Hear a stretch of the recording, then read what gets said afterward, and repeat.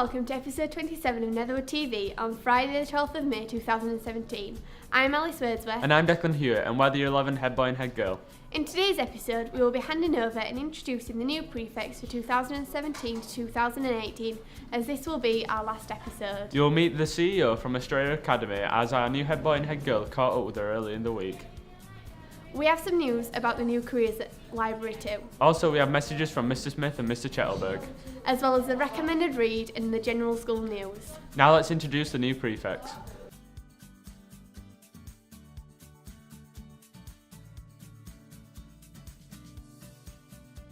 On Friday last week, Mr. Eastout and Mrs. Wharton called for a special assembly to announce the prefects for 2017 to 2018. Ties and badges were exchanged and the title of head boy and head girl was handed over.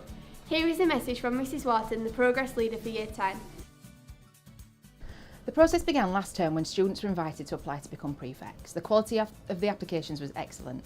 Students were shortlisted and applicants for head boy and head girl were interviewed for the role. It was an exceptionally difficult process and the students gave us a real challenge in selecting the team. I'd like to congratulate the Year 10s on achieving prefect status and wish them luck as they take on their new roles.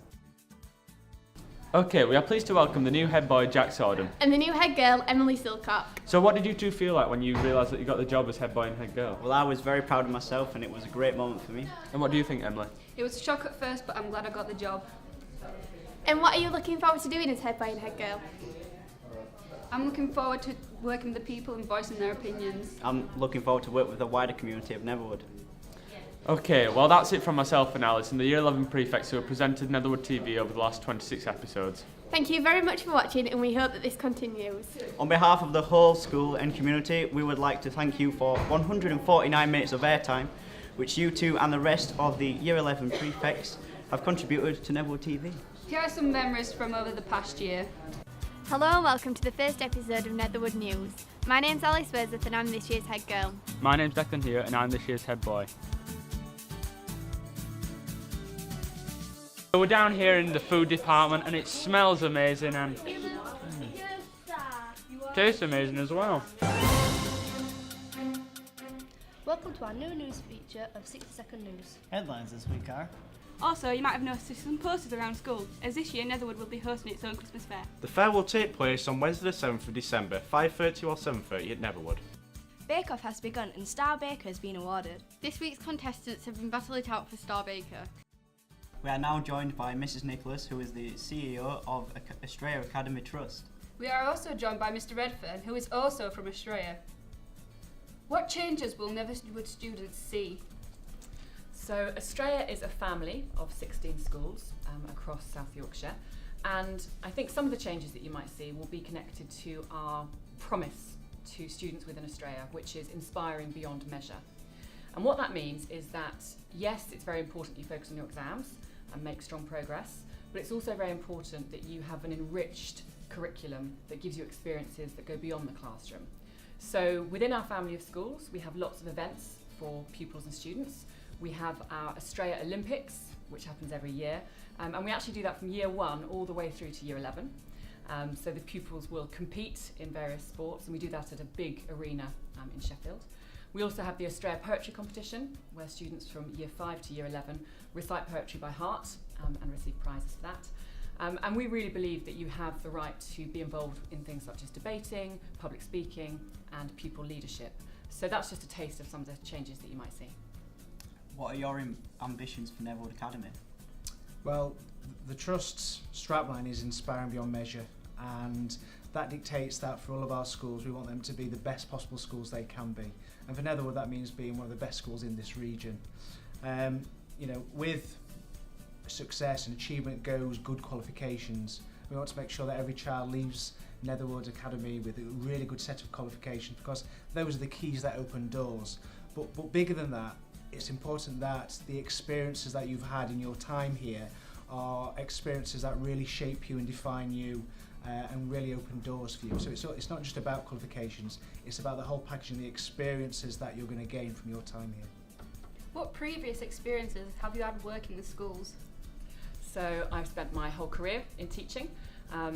I fell in love with teaching as soon as I walked into a classroom.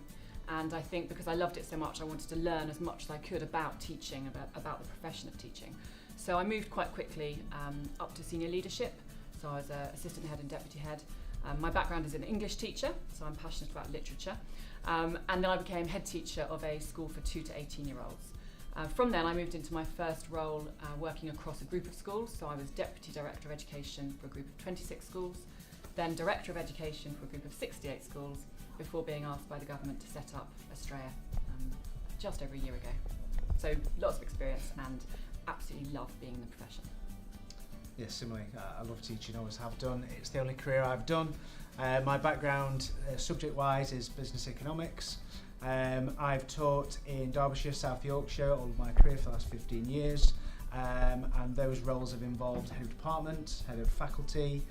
I've led year groups and key stages pastoral-wise, assistant principal for teaching and learning, director of sixth form, and that was before joining Australia as Deputy Director of Education. What inspired you to become the CEO of Australia? I think the fact that we're quite a young trust. We were founded in late 2015 and I took up post in January 2016. So that's really enabled the schools within Australia, the first 15, 16 schools, to really shape the strategic direction of the organisation. So we've got a very strong culture of celebration. I genuinely believe that education and teaching is the best profession one can be honoured to be in. And really getting the opportunity to bring the schools together so that they can share ideas, share best practice, and enjoy and celebrate being within the teaching profession. So for me, what inspires me every single day, what gives me my motivation to work incredibly hard all the time, is making sure that you, the students within Australia, get the very best education, which is absolutely what you deserve. What advice would you give to students to achieve their potential goal? I think the first thing I would say to students is to set your aspirations high. Always expect and assume that you are going to go beyond what you think your own capacity is. And I would also suggest that learning and reaching those goals will take time. So put the effort in, effort achieves, and then you'll see the results at the end. I think, yeah, second some of those points. We live in a society which is instant.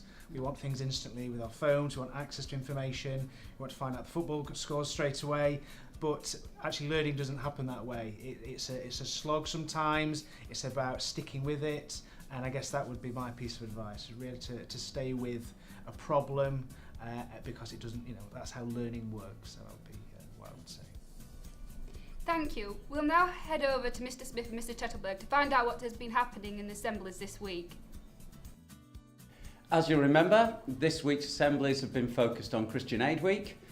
Christian Aid is an organisation that helps people who are less fortunate in the world, and we're looking at Christian Aid Week for next week, which has a focus on refugees and having a safe place for everyone to be. And what we'd like you to do is bring in any loose change or anything that you feel that you can donate and place it in the boxes that will be on your way into school in the reception area. And what we'll do at the end of the week, we'll notify you how much money we've raised, and as a school we're sending to help the charity of Christian Aid. Thank you. Thanks a lot.